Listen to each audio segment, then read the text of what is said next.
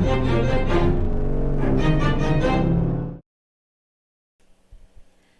guys! Hi!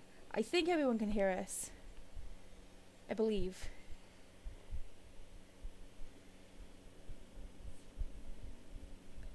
Okay, I can hear me. Do you want to say something for me? Hello, Willow. Okay. I think that's okay. I think everybody can hear us. That's fine. Hi! Welcome! Welcome guys to episode 4 of Tavern Talks this week with the wonderful Willow. Yeah. So, just a few things before we start. Don't forget to follow if you haven't already, so you know when we go live. Possibly consider subscribing if you want to help this channel a little bit better. When we get to 30 subscribers, we are going to be doing a giveaway, I think. Or 50 subscribers, we're doing a giveaway. 30 subscribers, we are doing, what was it, like a one-shot, I think, with us bullying Callum to DM for us. So... go subscribe because we have wonderful things planned. Also, you guys may be aware that every now and then we may make a joke on the channel, being like, we are not sponsored by Withers. I don't know how that came about, but that is the joke, and one of us is always eating Withers when we play. So I contacted Withers and I was like, hey, want a sponsor? I didn't expect anything back from them. So it was a surprise when they messaged back, fortunately saying they weren't able to. But even though they weren't able to sponsor us, they did send me a package. I was very surprised and very excited when I saw this package. And inside the package was Withers and a handwritten note by them, which is honestly adorable. And they just said, "Dear Law, here are some candies for you to enjoy while you play." So, Withers, thank you so much. That was super adorable, and you guys should definitely go buy some Withers and support them, because even though they don't sponsor us, they sent this really cute package, and they're super adorable. So I just wanted to shout them out because, yeah, that's why. So, Yay! Retweet. other announcements. Oh, Redbubble. We do have a Redbubble shop, which if you scroll downwards, you should be able to see. Just down there, there's a link to our Redbubble shop and donation page and stuff. So if you want to go and buy some stickers, which are, the link is just down there. Other than that, I say, let's get into tonight's episode. Yes. So, welcome, Willow, to the Hollow, to the Goblin's Hollow, actually. Oh yeah. Oh yeah. It's funny because we're called Goblin's Hollow, and okay. So we see that you've dressed up again, which is fantastic. So hi, welcome. So we're gonna start with just simple questions, just a few simple itty bitty questions. How did you get into D&D, and what age and edition was it when you got into D&D?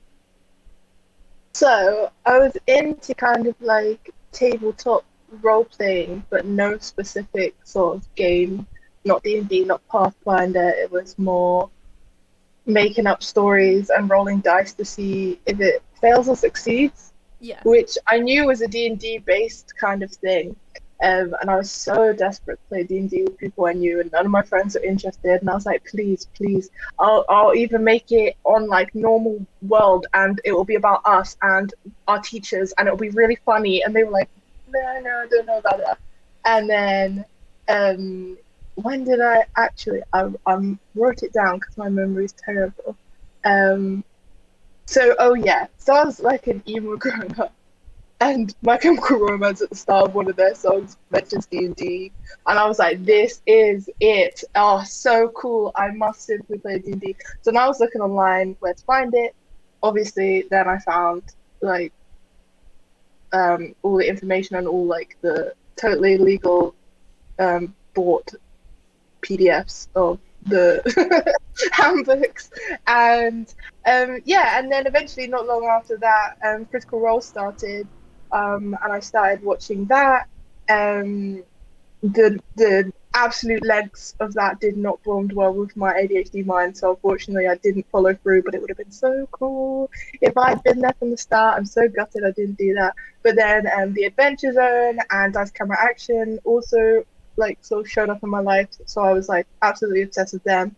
And then I went to uni and we had a D&D society. So I joined that. And so Oh, that was wonderful. 5e and I was 18. So that was 2016. So I'm Nice. 23 years old. And 23. Woo. 23. Yeah. So Oh, what's that? wow. 5 years ago now. Yeah. Woo.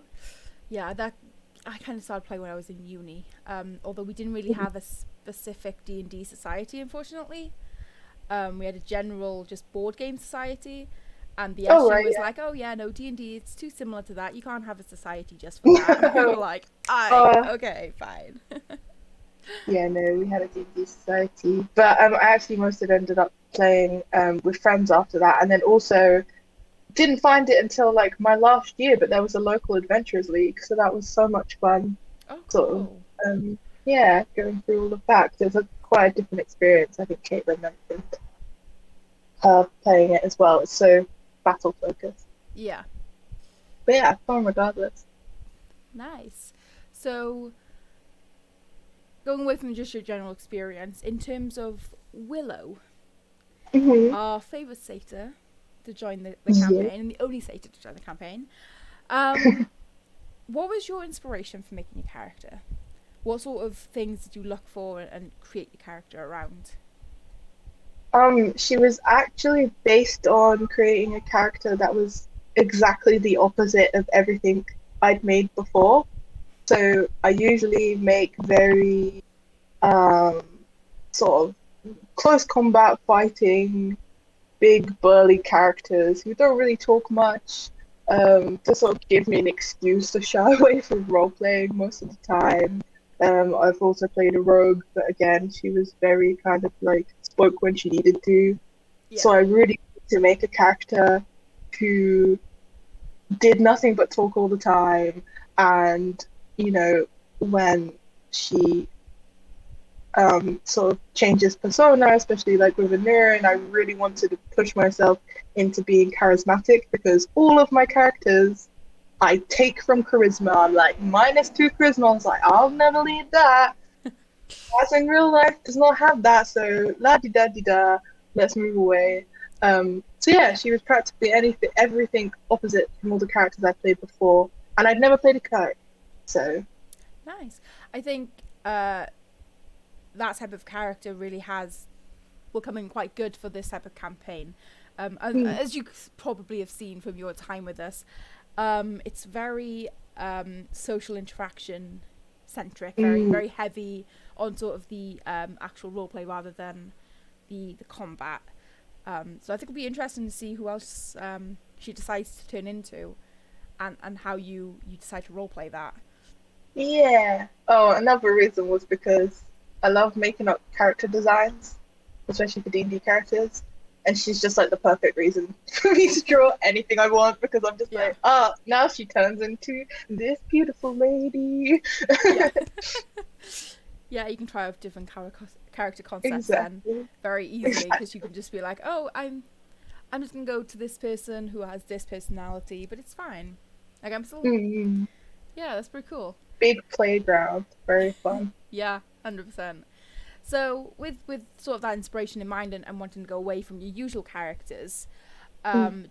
did you then put yourself or part of your personality or anything into Willow? And if you did, what part of yourself have you put into it? I think I put sort of the self I'm trying to be, like the self I'm trying to put out, sort of um, trying to be more confident because I have anxiety and I have since I was really, really little. Yeah. And being in a global panini has affected that quite a lot. So I was like, right, even though we're not talking to real people, let's give it a good go. And I tried really hard to be outgoing and friendly, and sort of I'm quite naturally pessimistic, but I'm trying to be more optimistic. So I guess it's more like, yeah, she's sort of guiding the way of where I'm trying to go as opposed to who I am now, if that makes sense. Yeah, I mean, I think you're doing a really good job on that, to be fair.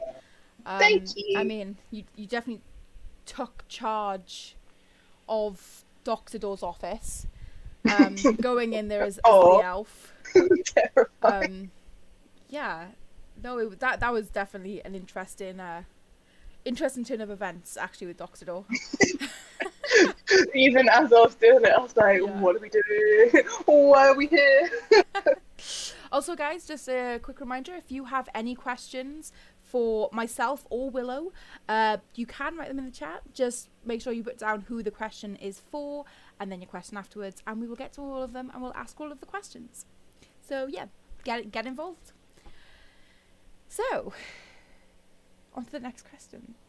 What is Willow's motivations in life? What does she want to achieve? What sort of the overarching thing that she wants to get done during this campaign? Um, I sort of left her pretty blank and malleable for the DM's hands. She doesn't have an extremely strong motivation for most things. I mean, if you're going to go for the core of it, at the moment, she's looking for somewhere safe to be, somewhere where she can have food. I don't think she's bought herself a single thing so far. Everyone's just been like, oh, I'll buy that food. Or, oh, here you go. Here's have some food. Oh, you can have my rations, no problem. And she's just like, yum, yum, yum, delicious. So for her, that's kind of like riding this wave, see how far she can go. And I mean, she she really wants friends. Like I Yeah. think a lot of the reason why she changes is because she really wants people to like her, and I think she's smarter than she appears because she tries to quickly work out what someone would want to see and then try and be that person as quickly as possible. So for the party, they were kind of chatting and having a good time. So she knew she wanted to be someone who was chatty and nice and friendly. So that's who Yeah. she became for them to like her. So yeah, I mean, yeah, she just wants an adventure. I mean, I think this is the first big step into the world she has, and she just kind of wants to go out Get and right in there. explore. Yeah, Yeah. exactly. Yeah. So yeah, I mean, there's a lot of big personalities within the group. Mm, Willow definitely being one of them, but somehow they seem to mesh really really well. yeah. So it sort of in the group. Would you think that Willow is closest to at this point then? I don't know. I don't know if she's closer to anyone in particular. I think she's the most trusting, I think, weirdly of Hamish, despite her always being like, "Okay, why are you being so loud?" Because, she's used to kind of slinking around Yeah. before now, and so he's very out there. But I think she trusts in him, but I think she's most curious about Oberon after they shared a room in the Adventurers Guild. I think I can imagine them having like her just annoying him before they're trying to go to sleep. It's like, everyone, why do you have this? When did you get your pink hair? In my head, they're friends. Maybe not Yeah. in No, Oberon's mind. I sort of see a friendship blooming, especially after Oberon woke you up in the middle of the night to be like, "Hey, can I just have the dagger for like a second?" Yeah. She's And just like, then her just being like, "Just take it, what? be quiet, go away, let me sleep." Yeah. Yeah, he Yeah. caught her at a good time to do that. I think if it was a different time, she'd be like, no, just like, please let me sleep. Yes, yes, here you go. Cursed item for you. So, I mean, technically, she's only been with the party a short while. When she was Hmm. picked up and the entire Doctor Door thing, there had been maybe 2 or 3 days from all of that. Yeah. And even within the 2 or 3 days, she was trusted by almost unanimously the entire party to look after this dagger that has caused a lot of controversy within the group. And Hmm. even now, you've only been about a week and a bit with them. What are sort of Willow's thoughts on everything that's happened so far? I think she hasn't quite processed it yet. I think she's still kind of like, wow, this is fun. Oh, finally, I've got some friends and we're doing stuff. Oh, this is a bit scary. Why are we in a sewer? And um, I think the time they were kind of on the cart, she kind of had time to mull over it in her brain, and she's like, "Ooh, this is a bit dangerous. This is all quite a bit dangerous. Why am I Yeah. here?" It sort of went from all of the glitzy, glamoury, shiny new thing to now riding Exactly. for a week or just under Yeah, 3 or 4 to do days drugs to become a drug mule across and being stabbed continents for the first time in her life. and being stabbed by a Nurin. Yeah, and heading back to a place that she had spent so much time before, and Hmm. knowing how strict that entire the empire is. Yeah, I Um, think that was a bit of random whiplash for her. It's like, yeah, finally, I don't have to work for this horrible, stupid man. Oh, finally, let's go. But then she's and like, then you you're need to go back, and she's just confronted. like, mm. Yeah, and then And you then get she meets a Nereid, and she's just yeah like, oh, the yeah. consequences of my own actions. She finally meets the person she's been pretending to be for so long. That Exactly. must have been such Yeah. a shock to her system. Oh, definitely blue screening. And then everyone just like, I imagine her not even hearing kind of what everyone was saying, but they were like, oh, you don't know, and we're all. I imagine it just be like, oh, she's just like, what the hell? Yeah. So what was she thinking when she first met Enuan? Because essentially in the game she had seen pictures of him. She had heard Mhm, about him from his family, which obviously was a lot of negative things from his father. mhm. How did he? How was he compared to what she had in her mind? How different did he behave? Because I mean, Enuan in himself is quite a self righteous character. Is somebody who is very self centric. What Mhm. was sort of her view and her thoughts about him? Finally getting to meet this guy after so many years of pretending to be him. Yeah, I think she probably over romanticized the idea of the fact that he ran away and was an adventurer. I think she probably thought he was a really free spirit, and all the things people had said about him that were negative were just views of coming from very high up people who were very Yeah, stuck up. And she was like, oh, of course you're going to think he's horrible. He's cool. He goes on adventures.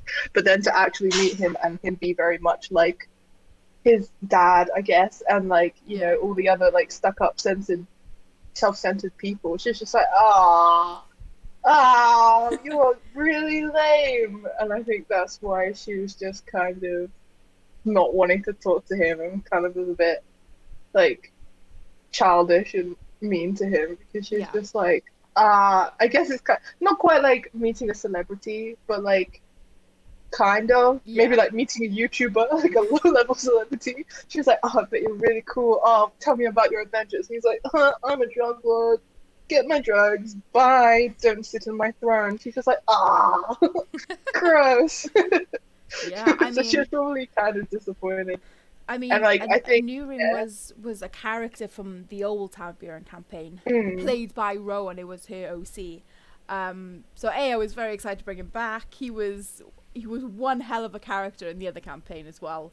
And to bring him back and to have Rowan actually agree to play him was fantastic. But there was so many surprises for me as well during that session that Rowan decided to throw in. Specifically the drug hunt, which I can't wait for she that. threw in, not realising the time. I thought, oh shoot, I'm gonna have to improv an entire egg hunt for these people in 10 different places with Uh, a ton of NPCs. Thankfully, I was able to give myself a week to prepare, but it definitely got away from me, and I'm very excited. I'm very glad that it did. The chaos is very unbelievable. excited. I can't wait to meet all the rat people and hopefully Yeah. Burrell and Hamish don't lick them. I'm very excited for Rates Desmondes to actually come back into play as well, because last time we didn't unfortunately get to play with them that much since Oh, okay. Rowan decided to retire a Neuron. a Mm. session after Rates Desmondes Society was actually introduced into the game. But now it's coming back in. I'm very, very excited, and I'm excited to see how this goes, whether you guys actually make a connection with them and an ally with them or not. So I feel like it's going to be very We'll interesting. see. The gerbils of the moon, as we refer to them. Moon gerbils. Damn Just moon gerbils. butchering all your lovely lore and name. Lore, names, NPCs, everything. If I put it It's the in, player's job. you guys are going to mess it up. Jeez. Okay, so sort of moving away from that, and something that's very controversial within the group and hasn't really been touched on the last 2 episodes, but that was quite big within the group before that is the dagger. And she sort of saw pretty much the whole dagger thing, because it was only an episode before Willow actually came in that he got the dagger. What are her thoughts on the dagger? What does she think's actually happening there? She's naive, but she's not stupid. So I think she's completely twigged that there's something going on, and it wasn't just men fighting over a shiny dagger. Like I think, and especially how Oberon's tone kind of changed, where it was like, "Oh, I want the dagger, I want the dagger," and then Oberon was like, "No, seriously, please, can you give that to me? I need to sort of look at it, and I need to take care of this and give this to my god." She was like, "Yo, oh, okay," for his patron. I think she's quite worried that it's Oberon's still kind of trying to pull the wool over her eyes, and there's actually something more sinister going on, but nothing's happened yet, and Oberon hasn't grown evil tentacles from his face or whatever. So she's like, let's move on from that. But I think she's kind of trying to be an opinionless middle ground and not trying to stay away from it as much as possible. But yeah, she definitely doesn't trust it. She doesn't trust anyone who wants it. That's fair. I mean, it has caused a lot of aggro for the party. Yeah, but she also just doesn't kind of understand why. She's just like, okay, like... I think she's the only one that hasn't really wanted the dagger. For whatever reason. I think all the other 3 have all at some point said that they wanted the dagger, to the point where Hamish was knocked out, fell unconscious because Varel had decided to rugby tackle him to the ground to get the dagger. So, okay. Going back to last session, you guys met an NPC along the way called Nash. Yes. Yeah, I mean, I think she's adorable. Some of the other party members thought that she was a bit creepy. What's Willow sort of thinking about Nash then? What are her thoughts on this new person they've took into the group?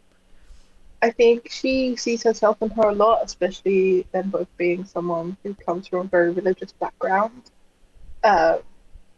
And I guess she reminds her of herself before she entered the party's life, kind of very shy and quiet and just trying to get away from her past. Yeah, I think she really likes that, and especially when she killed her, she was like, "Oh, my angel, please save me." So yeah, I think she'll definitely have a soft spot for her and kind of want to keep her around. I don't think I ever asked how old she is. No. I don't think many questions about her personally were asked, other than Varel trying to probe deeper into her past, which she retorted by probing Varel deeper, and sort of making a point of, we've just met, I'm not going to tell you everything about myself. I've told you a little bit, that's enough for now. But do you think, because I mean she's currently still with you. She went down into the street. Do you think that the party's going to try and keep her around? I think the rest of the party are probably going to be keen for her to move on, but I think Willow's going to want her around. I think also partially she's very jealous of the cleric, or well, whatever powers she has. And yeah, she's like, oh, maybe if she stays around, then Ojon will realize that I need cool sparkly powers and I can talk into people's heads because that's really cool. So yeah. I think But again, currently it might be she's like a party sparkly new thing. Maybe she'll find her annoying in a few sessions. maybe. I mean, you'll have to speak to the party to try and keep her around, I suppose. Try and convince them to True. let her come I with think the you. fact that she came with us solidified Willow wanting to keep her around. I think if she went off, she wouldn't have made a fight. But I think the fact that she came with them, she was like, "Aw, friend." I think it's kind of the fact that she was lost. She had no idea where she was going. You guys have picked her up and taken her to this new city that she's never been to before. She has no idea where she is. She doesn't know what to do.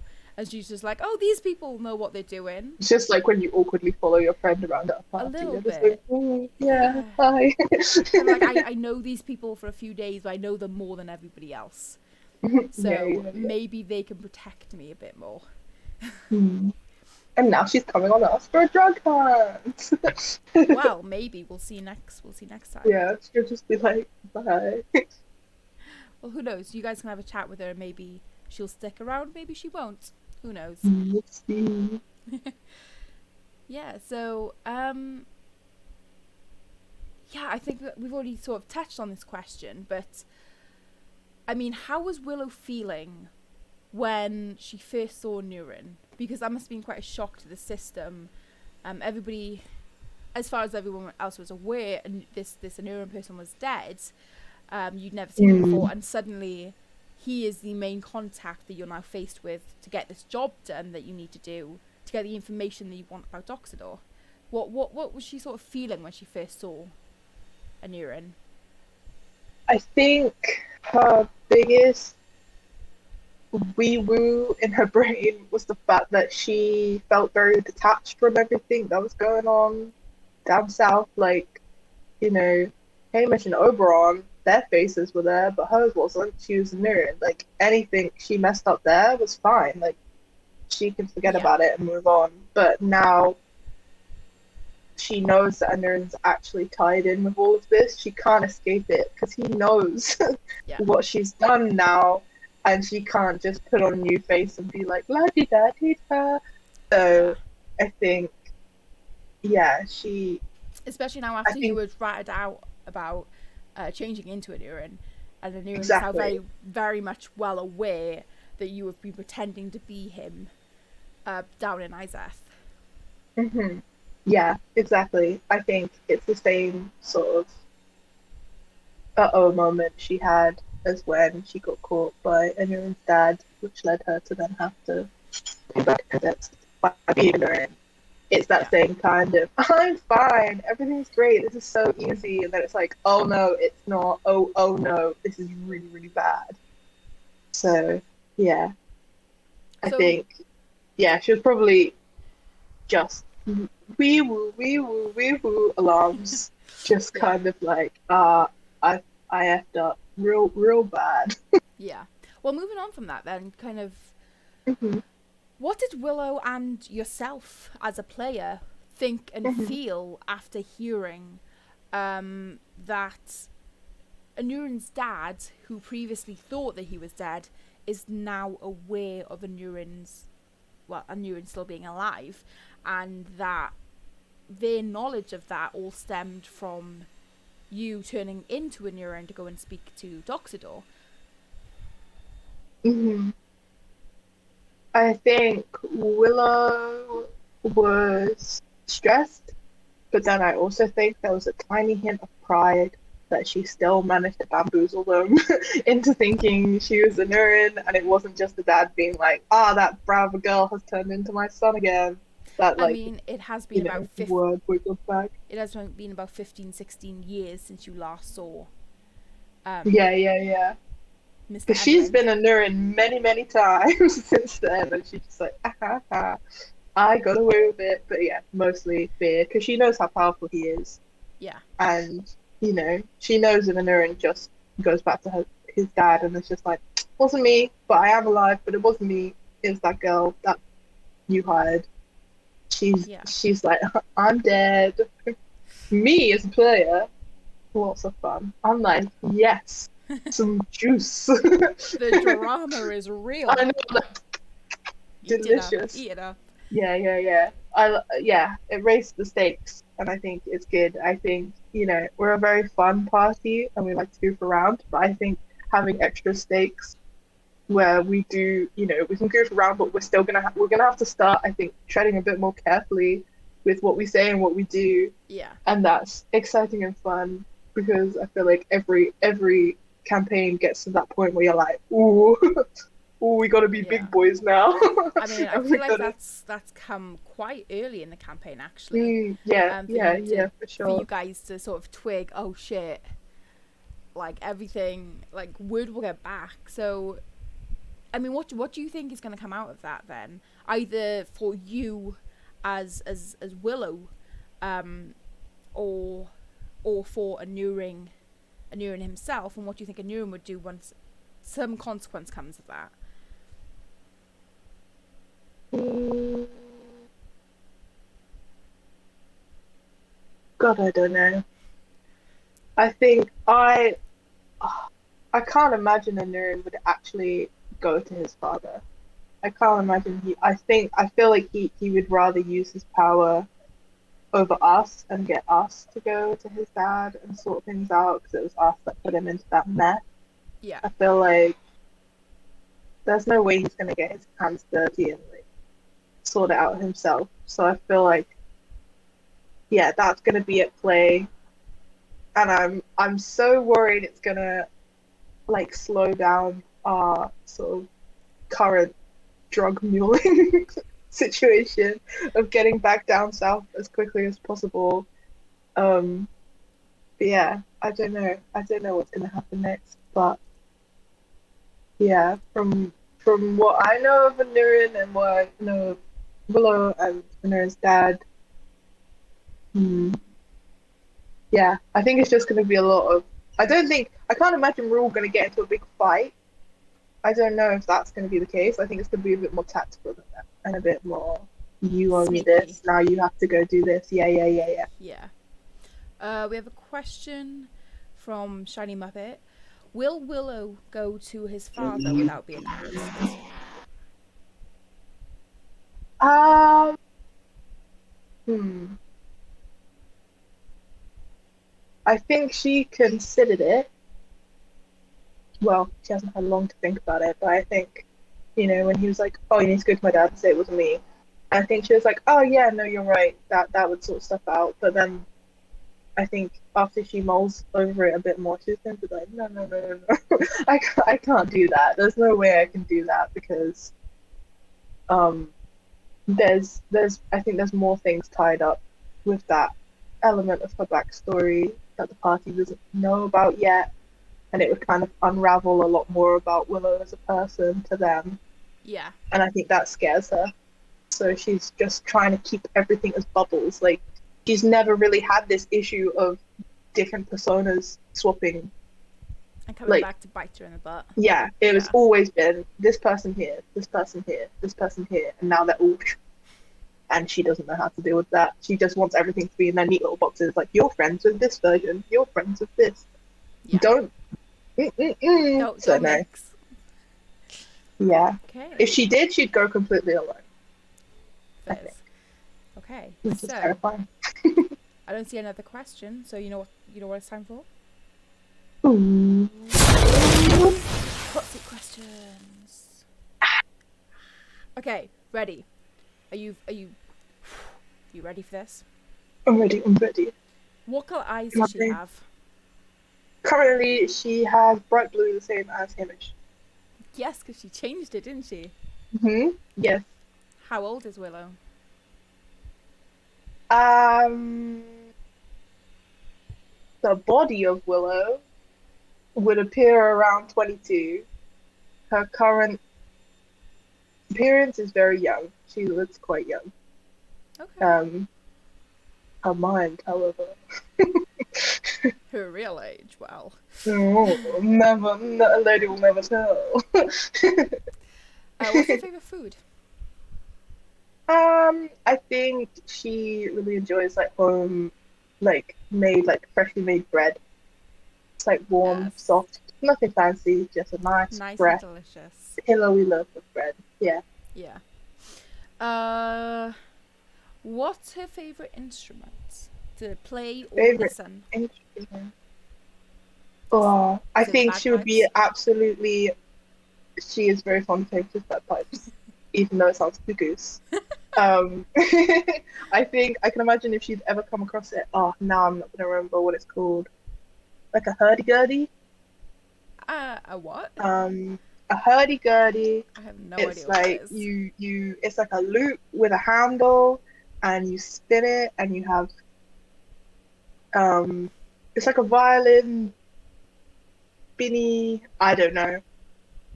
I find them amazing, and if Willow had Fair. ever seen one, she would have been absolutely mesmerized by it. Fair enough. I love it. They're very cool. Do recommend googling it. Watch some YouTube videos of hurdy-gurdies. Will do, absolutely. Does she have any secret talents? um, well, everyone heard how rubbish her singing was, so definitely not singing. But I don't know. I think maybe at some point she played an instrument. I can't imagine she's like anything special, Oh, but no. yeah, No. she likes music though. She likes dancing. Do you think she'll ever busk with Hamish?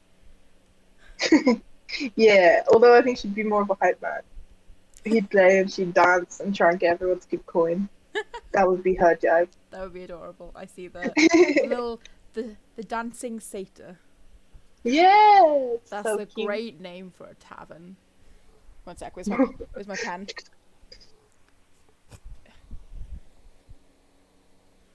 Okay. You guys will definitely be coming across the dancing satyr tavern at some point. That's happening. That's awesome. Does anybody from the chat have any burning hot seat questions you want to ask? Because as always, I'm completely out of questions because I'm rubbish at hot seat questions. I don't know why I do this, but it's fun. Any spice? Any spice, everyone? I don't think so. Okay. You know what? We're gonna end hot seat questions there because I have questions. Yeah.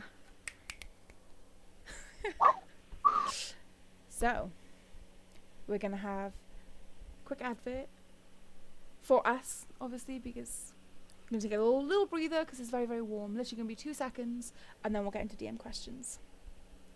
Yay! Why don't you pull that on me? I'll roll in the sand, and then I will stand perfectly still like a mime.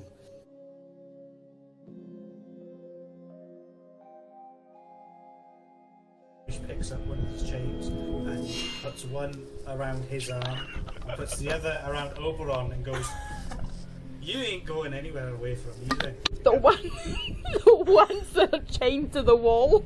They're locked to the wall. Oh, are they?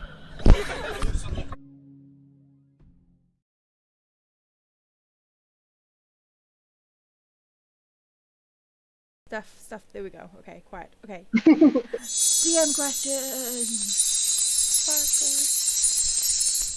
Yeah. Okay. So, Off you go. my first question is how. So, I have a lot of friends who DM, and a lot of them have their own worlds like yourself.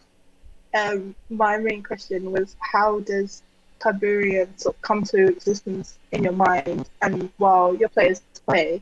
So the best way for me to ask this is like, did you spend a long time building the world and sort of writing it down? Are you very kind of like manually crafting it, or is it Yes. more if someone's like, oh, what's in this city? You're just like, poof, there it is. Like it exists in your brain.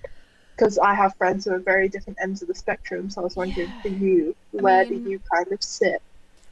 I think I've touched on this before, but like I started creating Tiberian about a year ago, probably like last June, I think, and I started off with a map, and I just found a map, created a map that I really, really liked, and then I took it and I sort of split it into a number of kingdoms, and then continents. and I sort of built out, and then when I'd finished building out, I sort of zoomed in on certain areas and then started structuring sort of the ruling families and the government that they have there and the laws and the law around it, and then sort of any like myths and legends of the place, which revolves around major natural things, so like lakes, caverns, volcanoes, mountains, and something will have something there, you know. Cool. I then started kind of just doing the main cities and then dots for the main towns within the place. And then kind of just when the players got to each kingdom, then I would go into each city of the kingdom and really bring that out. So before you guys started playing, I spent a week or so crafting all of Izeth. The Empire has already been crafted because of the last campaign started in the Empire, and there was a lot to do with the Empire there. So the Empire has been crafted, and so is Yaluka, and there's a couple of others that have got bits and bobs of lore and stuff. But yeah, I think I've got about an 80-page document that I'm still I'm still writing in. It's taken me a year. I still haven't written up all of the main ruling families because I get really bored and give up with it. But yeah, I have an 80-page document which I'm still writing that has homebrew monsters, homebrew rules for like going down, or there's quite a few rules for like beauty rules, so tattoos and piercings and stuff that I've written. There's like a huge trading catalogue, magic items and things which you guys haven't come across yet called echoes, which are the echoes of echoed origins, which are basically very, very powerful godly artifacts that have been left behind after something called the Celestial Recovery, which was this huge sort of celestial godly event that took place not long after the Century War. The Century War is sort of where I've started the timeline. There was stuff before that, but that's like old magic and stuff, and old societies. So I've sort of started from the Century War and I've built out, and that was, I can't remember how long I made it. I think it's about 1500 years before the campaign takes place. And then I've got about 1500 years of major events, so Celestial Recovery, the Battle of Port Lianzon, which is where you guys are at the moment, and there was, don't want to give too much away, but there's like this huge pirate attack on the port. There's sort of the revolutions over in Quitem and in the Republic.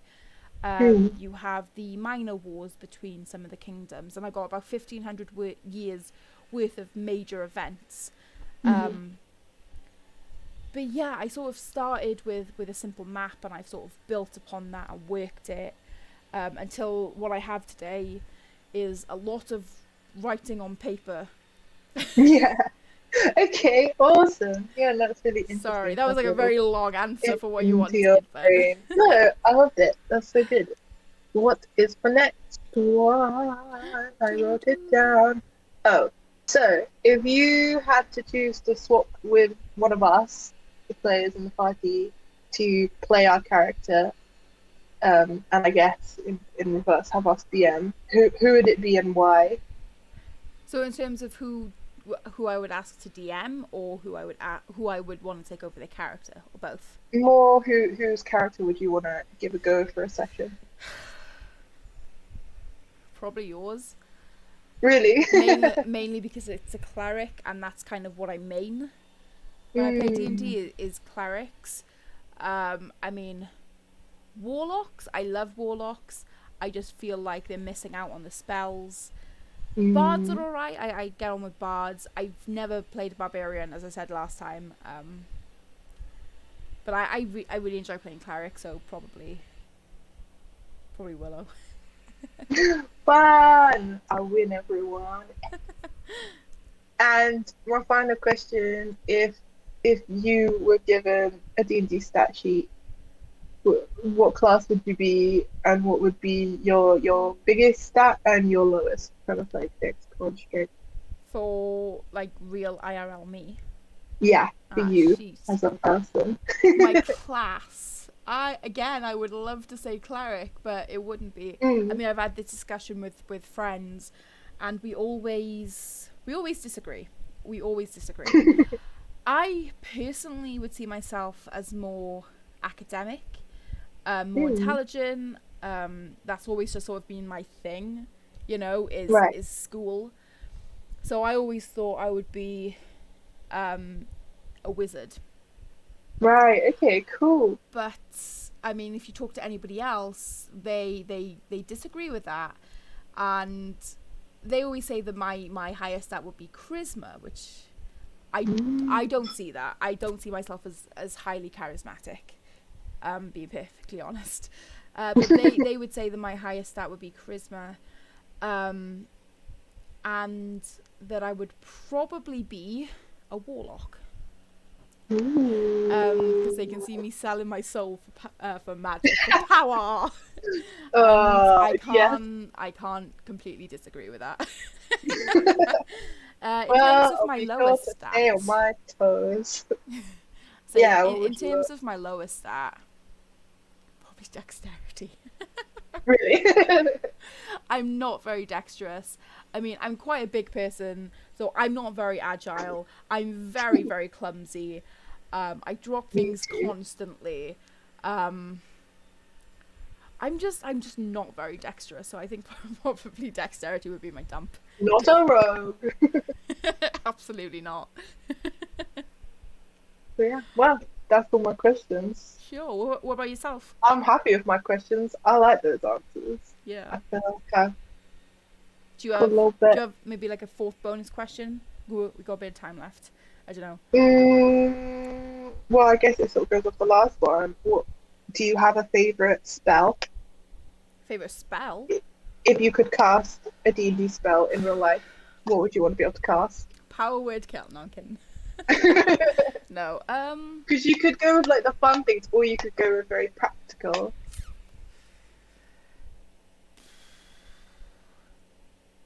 I have no It's idea. a big list. I know. It's a huge list. Maybe invisibility. That would be quite interesting. Just imagine the chaos I could cause with invisibility. I think honestly, if I had to choose anything, speak with animals. 100%. Oh, Yeah, yeah, true. I'd want to make friends with all the. Maybe I'm a druid. I don't know.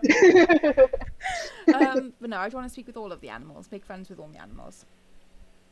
That's cute. I still imagine just like if speak of animals were a real thing, they'd be the same. They wouldn't magically become intelligent. So you'd be like, "Hello, bird," and they'd just be like,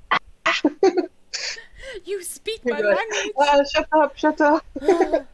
Ooh, Kikat wants to know polymorph. Oh, true. I mean, That would be you pretty could fun. fly. You could fly. You would need a car and insurance and shit.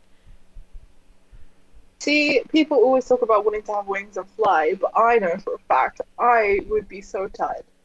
I'd be like, Yeah. I'm gonna "Oh, stop you, please guys. let me down," and I just walk home shamefully.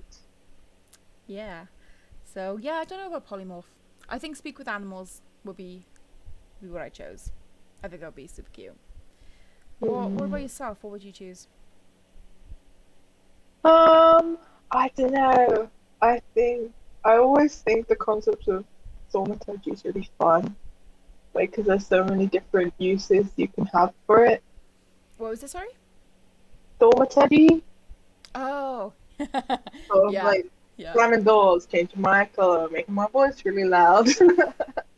I feel like I'd probably just use it to like meme, like the same way I add emojis for emphasis. I'd probably just use thaumaturgy for like emphasis on jokes and like just having conversations with my friends.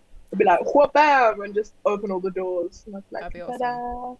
I think I would probably use it to change my eye color, either because I was bored with my eye color, or just change it red when I was angry with people. Oh yeah, that It's would like, be so you have pissed intimidating. me off. Flash red. I've seen the fear and anger. That'd be so good. Oh God, can you imagine if you were a mum and you could do that? You'd strike such fear into your children's hearts. You'd That would be be like, so "Clean awful. your That would be so room." mean. My mom's really bad. So, chat. we're coming to the end. Is there any other questions that you want to ask me, or specifically this wonderful Willow here? Any questions at all? You can put it in the chat now, and we'll ask them before the end. But yeah, this was an insightful conversation into the head of Willow. So It was really fun. yeah, I think next week Tavern Talks is going to have I think all 4 of you on, which is going to be just pure chaos. Group chat. And I think maybe Rowan may be coming back, who played Anirin, to have a Tavern Talks with us. So there's going to be pure chaos with all of that. Absolute chaos. No? Okay, I think that's all of the questions. So yeah, thank you guys very much for joining us today. Don't forget to follow if you haven't, to get notified when we go live. Maybe consider subscribing on Twitch as well for us. And you can always subscribe to us if you have Amazon Prime. You can subscribe to one channel free per month, and maybe you want to consider using that here. We would be very, very appreciative if you did. And yeah, oh, we do have one more question. Ooh. Yeah, we have time. Let's do it. Will Willow permanently change race from a satyr? I think so. Yeah. I think so. Yeah. Any ideas She- what race? I think whatever she takes a lot of inspiration from people she likes. So I think whoever comes along and makes the biggest impression of her, she'd be like, I want to be like you. I want to So walk that's like you, talk like you. Ooh. Exactly. Willow's theme song. Yeah, gotta add it to our playlist. Okay.